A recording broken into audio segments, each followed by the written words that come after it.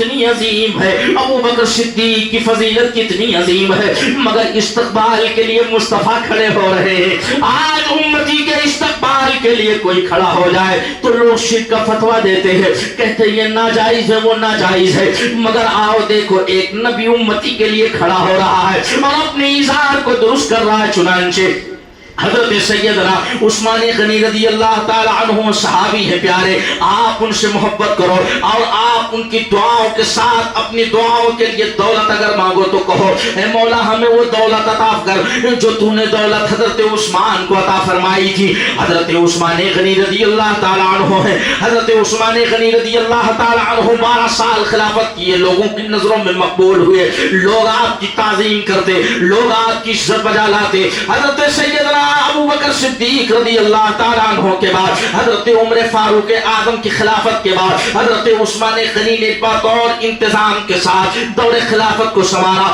اور سنوارنے کے بعد آپ کو بھی بلوائیوں نے شہید کر دیا، اور شہید کرنے کا مقصد صرف اتنا تھا کہ آپ نے ایک کو مصر کا گورنر بنایا، اور جب آپ نے مصر کا گورنر اسے بنایا تو اس نے لوگوں پر ظلم کرنا شروع کر دیا۔ جب لوگوں پر ظلم کرنا شروع کیا تو لوگوں نے شکایت کی اور مدینہ المنورہ کے لیے خط لکھا، اور خط لکھنے کے بعد حضرت عثمان غنی سے حضرت عثمان غنی کو آگاہ کیا، اور آگاہ کرنے کے بعد یہ 27 ہجری کا وقت ہے۔ حضرت سیدنا عثمان غنی رضی اللہ تعالی عنہ کو جب خبر ملی تو آپ نے جب پڑھا خط کو تو پڑھنے کے بعد آپ نے ایک قاصد کو بھیجا اور کہا جا کر کے وہاں کے گورنر سے کہہ دینا کہ تم لوگوں کو ستاؤ نہیں، تم لوگوں کو پریشان نہ کرو، تمہارا جو کام ہے وہ تم کرو۔ مگر ہوا یہ کہ مروان ایک شخص تھا جو مدینے میں تھا، وہ بڑا ہی چتر اور بڑا ہی دماغدار تھا اور بڑا ہی غلط فہمی کا اس کے اندر ایک ایسا نسخہ تھا، چنانچہ وہی مدینے کا گورنر بنا تھا۔ جب حضرت امام حسن رضی اللہ تعالی عنہ کے سامنے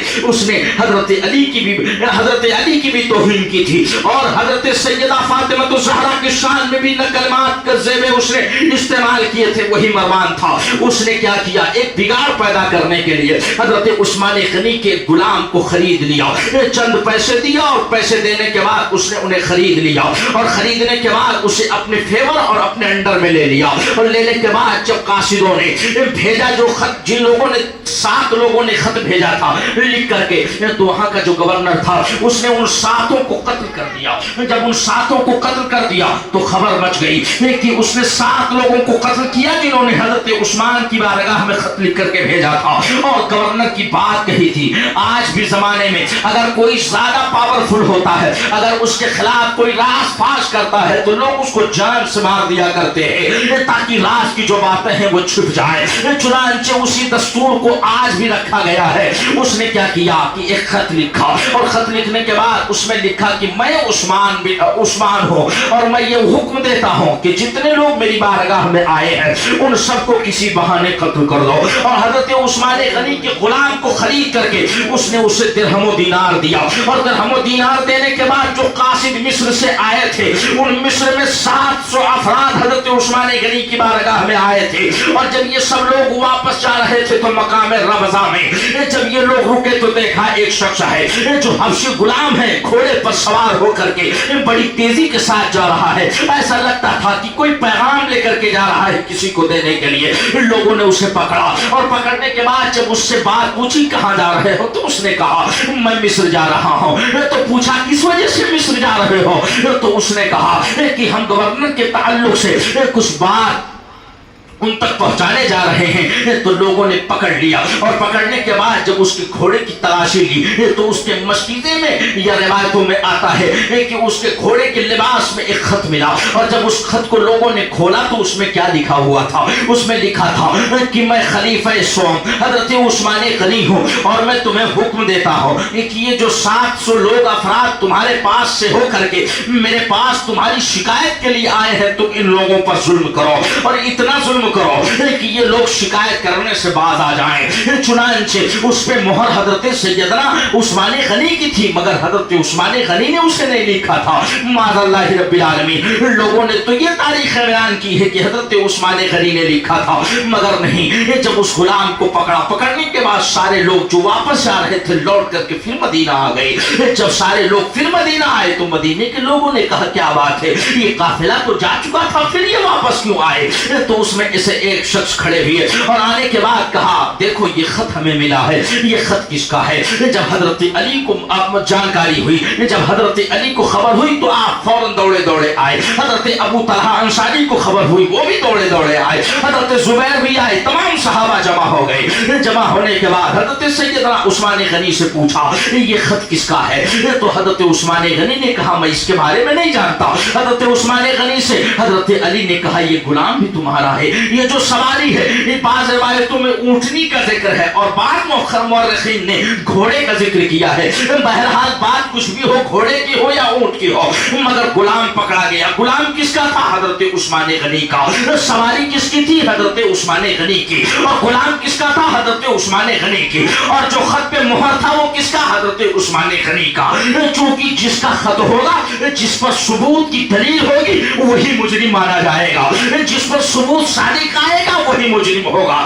چنانچہ حضرت علی نے کہا کہ اے ابو بکر, اے عثمان غنی, کیا یہ خط تمہارا ہے؟ تو حضرت عثمان کہتے ہیں نہیں, یہ خط میرا نہیں ہے, نہ تو میں نے لکھا ہے, نہ تو میں نے کسی کو لکھنے کا حکم دیا ہے. لیکن بعض صحابہ نے آپ سے بد کلامی بھی کی, آپ نے بعض صحابہ نے آپ سے اونچی زبان میں گفتگو بھی کی, مگر حضرت عثمان غنی کو اس پر کوئی فرق نہ پڑا, اس لیے کہ آپ صادق تھے, اس لیے کہ آپ امین تھے, آپ اللہ کی رضا کے لیے خاموش رہے. حضرت علی نے پھر آ کر کے پوچھا کہ میں ایک بار اور آپ سے پوچھتا ہوں وضاحت کی طور پر, کیا یہ خط آپ نے لکھا ہے؟ تو آپ نے فرمایا والذی نفسی بیدی, قسم ہے اس وحدہ لا شریک کی جس کے قبض و اختیار میں میری جان ہے, نہ تو میں نے یہ خط لکھا ہے نہ میں نے خط لکھنے کو کسی کو کہا ہے.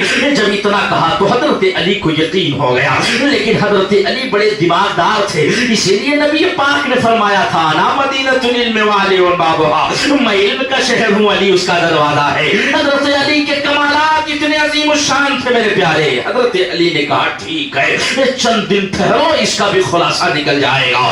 چنانچہ آپ نے کہا دارالعبارت میں جاؤ, اور جانے کے بعد سارے لوگوں کے خطوط نکالو. تاریخ بتائی جاتی ہے کہ 22,000 خطوط نکالے گئے, اور 22,000 خطوں کو نکالنے کے بعد حضرت علی رضی اللہ تعالیٰ عنہ نے ان خطوں کو اپنی نگاہوں سے مشاہدہ کیا. ان نگاہوں سے مشاہدہ کرنے کے بعد 2 دن گزرنے کے بعد آپ کو ایک خط ملا, جس خط کو مروان نے لکھا تھا.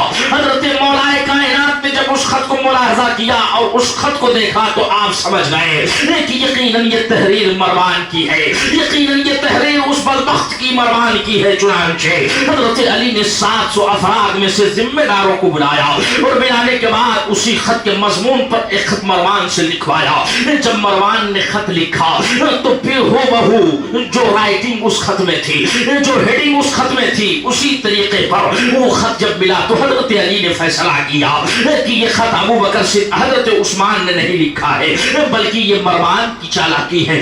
جب اس غلام پر تذبیح و تقویم کی گئی, اس غلام کو مارا اور پیٹا گیا, تب اس نے اپنی گواہی دی, ہاں ہاں مروان نے فلاں درہم و دینار کے بدلے مجھے خریدا تھا, اور یہ خلفشار پیدا کرنے کے لیے اس نے حضرت امیر المومنین عثمان غنی کی شان کو کم کرنے کے لیے اس نے یہ منصوبہ کیا تھا.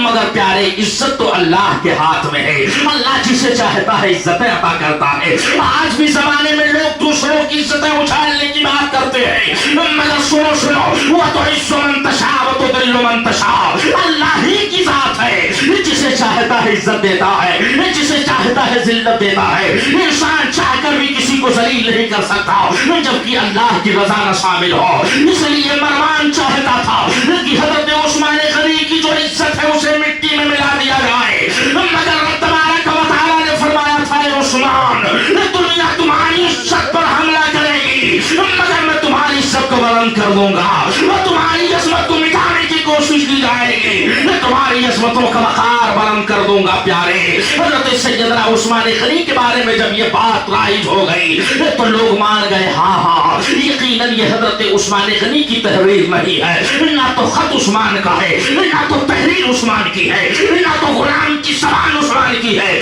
چنانچہ حضرت سیدنا عثمان غنی مقبول ہو گئے, اور 700 افراد پھر مصر تشریف لے گئے, اور جب مصر تشریف لے گئے تو سارا واقعات اور वो सारी बातें जिक्र की गई। तो उसमें कुछ ऐसे बदबख्त निकले जो हासिल थे, कुछ ऐसे बदबख्त निकले जो उनके अंदर बुक्स था। उन लोगों ने मशवरा किया कि जब तक उस्मान खिलाफत पर रहेंगे तब तक इस्लाम का बड़ा फायदा होगा, जब तक उस्मान खिलाफत के मामूर पर रहेंगे इस्लाम की वसाअतें फैल जाएंगी, मोमिनों की ताकत फैल जाएगी। आज भी लोग मोमिनों के दुश्मन हैं, आज भी लोग इस्लाम के दुश्मन हैं, चाहते हैं इस्लाम चार दीवारी में फेमस हो जाए, एक शहर तक महदूद हो जाए। मगर याद रखो हम उस इस्लाम के मानने वाले हैं जिस इस्लाम के खून और शजर को अबू बकर के खून ने सींचा है। हम उस इस्लाम के मानने वाले हैं जिस इस्लाम के शजर को हज़रत उमर के खून ने सींचा है। हम उस इस्लाम के मानने वाले हैं जिस इस्लाम के शजर को मुस्तफा के खून ने सींचा है। इसलिए तो कहा जाता है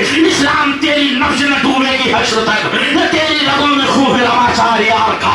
ये इस्लाम जिसके हम चाहने वाले हैं, जिसके हम मानने वाले हैं, इसे 72 जाने सारे करबला ने सींचा है, इस इस्लाम को हुसैन ने सींचा है। ये इस्लाम क़यामत तक बुलंद होता रहेगा। तो हर जमाने में इस्लाम के दुश्मन, हर जमाने में दीन के दुश्मन, हर जमाने में कुरान के दुश्मन, हर जमाने में हदीस के दुश्मन, हर जमाने में मोमिन के दुश्मन, हर जमाने में कलमा वालों के दुश्मन, हर जमाने में मोमिनों के दुश्मन। मगर कायनात की हर शय में मुसलमानों का गलबा है, कायनात की हर जर्रे में इस्लाम का चर्चा है, कायनात की हर शय में कुरान का चर्चा है, कायनात के जर्रे जर्रे में कुरान का चर्चा है। अर्ज करने का मकसद यह है कि लोगों ने सोचा कि इस्लाम को कमजोर कर दिया जाए, और इस्लाम कमजोर उसी वक्त होगा जब हजरत उस्मान गनी दस्तबरदार होंगे। मगर अल्लाह अकबर, जालिमों की हद ही तक नहीं रही, बल्कि उन लोगों ने हजरत उस्मान गनी को कत्ल का भी अंदेशा कर लिया, और लोगों ने मशवरा करके 2000 अफराद ने ऐसी ऐसी टीमें तैयार कर रखी कि आपको 3 साल, ये आवाज रवायतों में आता है कि 2 साल तक आपको एक घर के अंदर बंद कर दिया गया, और बंद करने के बाद आप पर पानी बंद कर दिया गया, आप पर खाना बंद कर दिया गया। लेकिन हजरत मौलाए कायनात अली शेर खुदा करमल्लाहु तआला अलैहि वो जो करीब रात में जाते और खाने का इंतजाम करते, और सुबह में जाते पानी का इंतजाम करते। हजरत सैयदना मौलाए कायनात ने आपकी पहरेदारी के लिए अपने दोनों बेटे हजरत इमाम हसन और हजरत इमाम हुसैन को दरवाजे पर खड़ा कर दिया, और सिपाही करके खड़ा कर दिया, और कहा कि अगर कोई भी आए तो आने की इजाजत न देना, अगर कोई जबरदस्ती करेगा तो उसे कत्ल कर देना। चूंकि माहौल बड़ा गर्म हो चुका था, लोगों के नजरियात ये बन चुके थे कि उस्मान को शहीद कर दो। चुनांचे हजरत सैयदना इमाम हसन और इमाम हुसैन दरवाजे पर खड़े हैं, मगर एक साजनी गुलाम था, वो दरवाजे के ऊपर से चढ़ करके आया, और चढ़ करके छत के ऊपर से चढ़ करके आया, और हजरत सैयदना इमाम दरवाजे पर थे। जब अंदर से आवाज आई तो उस शख्स ने आपको बहुत मारा, लेकिन हजरत उस्मान गनी ने अपने बचाव के लिए उसे भी बहुत पीटा। जब आवाज पहुंची तो हजरत इमाम हसन ने दरवाजा खोला, और जब दरवाजा खोला तो देखा कई लोग उस कमरे में दाखिल हो गए थे, और हजरत उस्मान गनी को इतना मारा, हजरत उस्मान गनी लहूलुहान हो गए। जब हजरत इमाम हसन को पता चला, आपने जब दरवाजा खोला, जब अंदर गए तो कई लोग थे, आपने उन लोगों से जंग किया, बाकी और लोग भाग गए। हजरत उस्मान गनी को उठाया, और हजरत उस्मान गनी को उठाने के बाद अपनी गोद में ले लिया, और गोद में लेने के बाद चंद ही लम्हों के बाद हजरत उस्मान गनी भी फौत कर गए। इन्ना लिल्लाहि व इन्ना इलैहि राजिऊन। जब हजरत अली को खबर पहुंची, आप दौड़े दौड़े आए काशाने हजरत उस्मान में। जब देखा कि हजरत उस्मान की लाश मेरे बेटे हसन की गोद में है, हजरत इमाम हुसैन खड़े हैं, हजरत इमाम हुसैन से मेरे अली ने कुछ नहीं पूछा, एक छापड़ हजरत अली ने हजरत इमाम हुसैन को मारा, और इमाम हुसैन को मारने के बाद कहा ये तुमसे कैसी गलती हो गई, तुमको मैंने कहा था कि इनकी हर हाल में इनकी निगहबानी करना।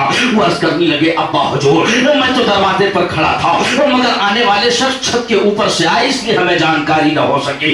आज कुछ राफजी कहते हैं कि माज़अल्लाह रब्बिल आलमीन हजरत अली और उस्मान गनी के अंदर तज़ाद था, एक सहाबी दूसरे सहाबी से हसद और जलन रखता था। नहीं प्यारे, हजरत उस्मान गनी की निगहबानी के लिए मेरे मुस्तफा मेरे अली ने अपने बेटे को खड़ा कर रखा था। इसी बिना पर आपने थप्पड़ रसीद किया हजरत इमाम हुसैन के रुखसार पर, और आपने फरमाया तुमसे ये भी न सवाला गया। हजरत इमाम हुसैन कहते हैं ए बाबा जान, ये मेरी लाइल्मी में हुआ, चुनांचे खबर फैल गई, लेकिन हजरत उस्मान गनी को शहीद कर दिया गया। हजरत उस्मान गनी की लाश को हजरत अली ने उठाया, और उठाने के बाद हजरत उस्मान गनी रज़ी अल्लाह ताला अन्हु को जन्नतुल बकी शरीफ में दफन किया गया, और नमाज जनाजा हजरत अब्दुर्रहमान ने पढ़ाई, और बाद रिवायत में आता है कि हजरत जुबैर ने पढ़ाई। جو حضرت سیدنا میرے آقا صلی اللہ علیہ وسلم کے پھوپھی کے بھائی حضرت زبیر تھے، اور حضرت زبیر وہ صحابی رسول ہیں کہ جنہوں نے حضرت ابوبکر صدیق کی خلافت میں بھی باحیات رہے، اور حضرت عمر کی خلافت میں بھی باحیات رہے، اور حضرت عثمان غنی کی خلافت تک بھی باحیات رہے، اور جب حضرت علی کی خلافت کا معاملہ آیا تب بھی آپ باحیات تھے۔ حضرت سیدنا زبیر نے حضرت عثمان غنی کا نکاح پڑھایا اور آپ کا جنازہ پڑھایا، اور جنت البقیع شریف میں آپ کو دفن کیا گیا۔ اس کے بعد اب یہ مشورہ کیا گیا کہ اب کسی اسلام کے باغ و ڈور کو سنوارنے کے لیے دیا جائے، تو تمام لوگوں کی رائے یہ تھی کہ حضرت علی کو دیا جائے، اور بعض کا کہنا تھا کہ 50 لوگوں کی ایک جماعت بن جائے، اور 4 لوگوں کے ساتھ جو جس کو منتخب کریں گے اسے خلیفہ تسلیم کر لیا جائے گا۔ تو 4 لوگوں کی جماعت بنی، اور بعض نے کہا کہ 3 لوگوں کی ایک جماعت بنی، جس میں حضرت ابو طلحہ انصاری کھڑے ہوئے، اور حضرت زہیر کھڑے ہوئے، اور حضرت سعد بن عبادہ کھڑے ہوئے۔ یہ تینوں کی ایک جماعت ہوئی، اور ایک جماعت میں حضرت حسن اور حضرت امام حسین کھڑے ہوئے، اور ایک جماعت میں حضرت ابو سعید خدری کھڑے ہوئے، اور حضرت مسیب بن عزیر کھڑے ہوئے۔ یہ تمام صحابہ کھڑے ہوئے، اور کھڑے ہونے کے بعد 3 لوگوں کی جماعتیں بنا لی گئی، اور 3 لوگوں نے اپنی اپنی رائے دی کہ کس کو خلیفہ کے مقرر پر فائز کیا جائے، خلیفہ کے مقام پر کس کو رکھا جائے۔ تو تمام لوگوں کی نظریں جا کر کے حضرت علی پہ ٹھہر گئی۔ 3 لوگوں کی جب میٹنگ ہوئی تو سارے لوگوں کی رائے یہ تھی کہ حضرت علی کو خلیفہ بنایا جائے، حضرت علی کو خلیفہ بنایا جائے۔ چونکہ اسی رائے پر متفق فیصلہ ہوا، اور حضرت علی رضی اللہ تعالی عنہ کو چوتھا خلیفہ بنا دیا گیا۔ جب حضرت علی کو خلیفہ بنایا گیا تو حضرت علی نے کہا ٹھیک ہے میں اس کے لیے راضی ہوں۔ حضرت علی رضی اللہ تعالی عنہ خلیفہ مقرر کر دیے گئے۔ 27 ہجری میں حضرت سیدنا عثمان غنی کی خلافت کے بعد حضرت علی رضی اللہ تعالی عنہ نے خلافت کے معمور کو سنبھالا، اور حضرت علی رضی اللہ تعالی عنہ کی شان تو میرے نبی نے فرمایا انا مدینۃ العلم وعلی بابها، میں علم کا شہر ہوں، علی اس کے دروازے ہیں۔ حضرت علی کی بے شمار فضیلتیں ہیں۔ حضرت علی وہ ایک ایسے صحابی ہیں کہ جن کے جنگ میں جن کا جوہر میدان بدر میں بھی علی ہے، میدان احد میں بھی علی ہے، جنگ تبوک میں بھی علی ہے، جنگ خیبر میں علی ہے، جنگ تبوک میں علی ہے، جنگ غزوہ میں علی ہے، جنگ یرموک میں علی ہے۔ یعنی اسلام کی جتنی جنگیں ہوئی ہیں ہر جنگ میں علی کے کمال نظر آئیں گے، ہر جنگ میں علی کی قربانی نظر آئے گی۔ عزیزان گرامی، حضرت علی رضی اللہ تعالی عنہ خلافت کے معمور پر فائز ہوتے ہیں۔ اب آپ نے خلافت کا انجام دیا، اور آپ ہی کے دور میں شہر کوفہ وجود میں آیا۔ شہر کوفہ حضرت علی رضی اللہ تعالی عنہ نے اسے قائم کیا تھا 6 ہجری کے اندر، اور ایک شہر آباد ہوا کوفہ کی سرزمین پر۔ حضرت علی کا دار الخلافت کوفہ کی سرزمین پر تھا۔ آپ حضرت علی رضی اللہ تعالی عنہ کی شان ذرا ملاحظہ کرو پیارے۔ حضرت علی رضی اللہ تعالی عنہ وہ ہے کہ ایک بار نبی کونین صلی اللہ علیہ وسلم نے ہجرت کے بعد جب مدینہ المنورہ آپ تشریف لائے، اور چند دنوں کے بعد جب آپ نے انصار و مہاجرین کو ایک دوسرے کا بھائی بنایا، اللہ کے حبیب صلی اللہ علیہ وسلم نے ایک دوسرے کو کہا کہ ایک دوسرے کا بھائی ہے، تو حضرت علی کو کسی کا بھائی نہیں بنایا۔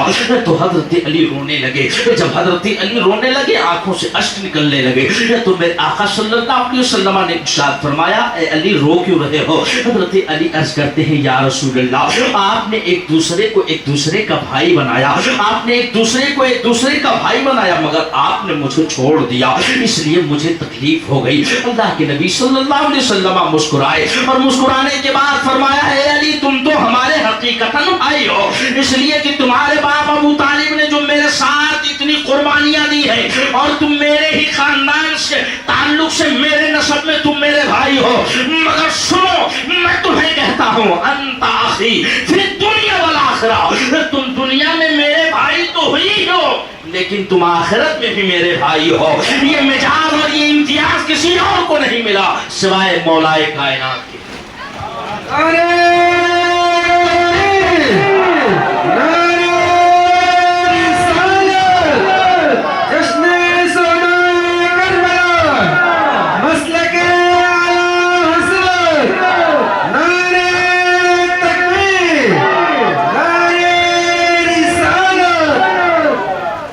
حضرت مولائے کائنات کے بارے میں میرے سرکار نے فرمایا تم میرے دنیا میں بھی بھائی ہو اور میرے آخرت میں بھی بھائی ہو۔ یہ شرف کسی اور صحابی کو نہیں ملا۔ اعلیٰ حضرت فرماتے ہیں کہ 12 سے 13 شرف ایسے ہیں جو کسی صحابی کو نہیں ملے سوائے حضرت مولائے کائنات کے۔ ہجرت کی رات اپنے بستر پر جسے لٹایا وہ علی، اپنے کندھے پر بٹھا کر بتوں سے خانہ کعبہ کو پاک کیا اس وقت بھی علی، جنگ بدر میں سرکار کو کافروں نے گھیرا، تلوار سب سے زیادہ جس نے چلائی وہ علی، خیبر کو جس نے اکھاڑا وہ علی۔ یعنی جہاں جہاں اسلام کی خوبصورتی اور اسلام کی عظمت دکھانے کے لیے جس پہلو پہ نظر ڈالو گے ہر جگہ علی نظر آئیں گے، اور جب اسلام بچانے کی بات آئی تو بھی علی کا بیٹا نظر آیا۔